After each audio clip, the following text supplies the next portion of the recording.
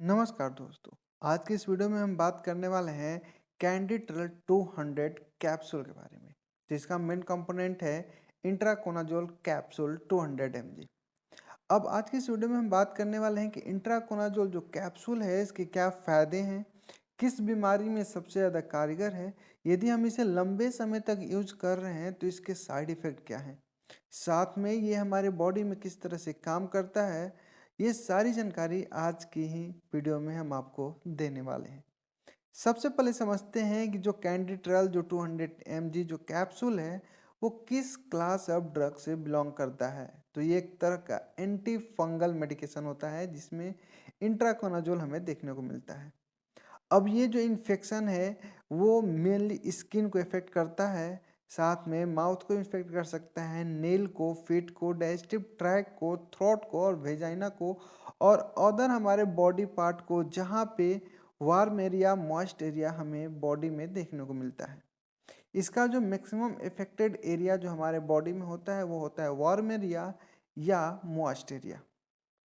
बात करेंगे कि जो फंगल इन्फेक्शन है इसे सर्वाइवल के लिए क्या चीज़ चाहिए होता है, तो वार्म एरिया और मॉइस्ट एरिया। अब ये हमारे स्किन को किस तरह से इफेक्ट करता है ये समझ लेते हैं।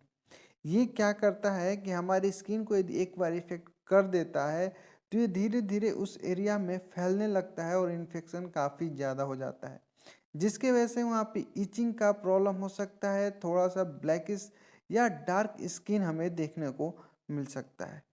अब इस चीज़ से बचने के लिए हम लोग इंट्राकोनाजोल का इस्तेमाल करते हैं, जिसका जो ब्रांड नेम है वो है कैंडिट्रल 200 कैप्सूल।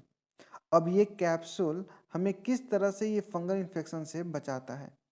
ये क्या करता है कि जो फंगस का जो सेल मेम्ब्रेन होता है इसका रहना फंगस के सेल के लिए काफ़ी ज़रूरी होता है। यदि फंगल का सेल मेम्ब्रेन टूट जाए या नहीं बने तो फंगल इन्फेक्शन ख़त्म हो जाता है। तो सेम काम ऐसे ही करता है कैंडिट्रॉल। जो जो एर्गोस्ट्रॉल जो होता है एक फंगस सेल का जो ये मेन कंपोनेंट होता है एर्गोस्ट्रॉल। एर्गोस्ट्रॉल फंगस के सेल मेम्ब्रेन को बनाए रखता है।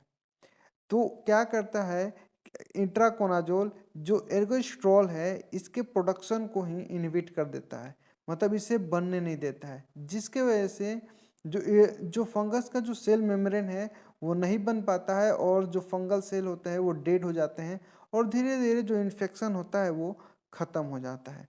तो ये तो होता है मैकेनिज्म ऑफ एक्शन कि किस तरह से काम करता है। बात करेंगे कि इसका इस्तेमाल हमें किस तरह से करना चाहिए, इसका क्या डोज है। इसका इस्तेमाल जो डॉक्टर होते हैं वो कम से कम 3 महीने का डोज लिखते हैं, जिसमें आपको इसमें इट्राकोनाजोल 200 mg जो है वो सुबह शाम दे सकते हैं, या यदि आपका इन्फेक्शन कम है तो दिन में एक गोली खाने को देते हैं। साथ में मोन्टिना एल या लिवोसिटिजिन का जो इचिंग के लिए जो मेडिकेशन होता है वो रात में एक गोली खाने के लिए देते हैं। इस तरह से आपको 3 महीने तक ये डोज चलाते हैं। साथ में कुछ ऑइंटमेंट भी दे सकते हैं, लुलिकोनाजोल या इट्राकोनाजोल किसी का भी कोई एक मलहम आपको ऑइंटमेंट दे सकते हैं। बात करेंगे कि इससे जो साइड इफ़ेक्ट होते हैं उसके बारे में समझ लेते हैं।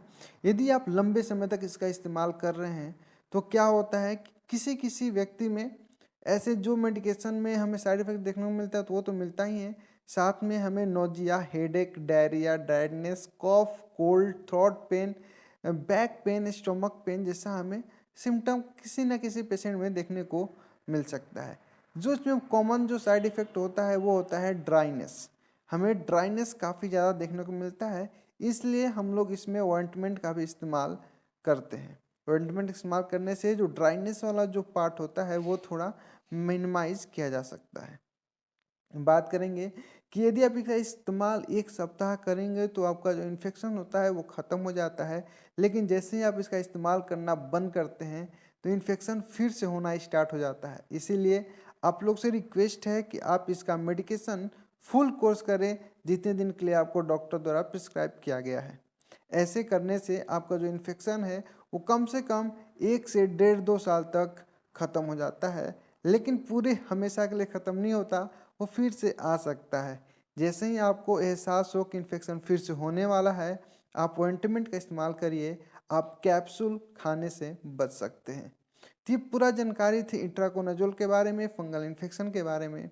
यदि इससे जुड़ी हुई आप कुछ और बारे में जानना चाहते हैं तो आप कमेंट सेक्शन में अपना सजेशन दें या नीचे दिए गए नंबर पे आप कॉल कर सकते हैं। फिर मिलते हैं हम आपसे नेक्स्ट वीडियो में एक नई मेडिसिन के साथ, एक नई हेल्थ टिप के साथ, एक नई ट्रीटमेंट के साथ।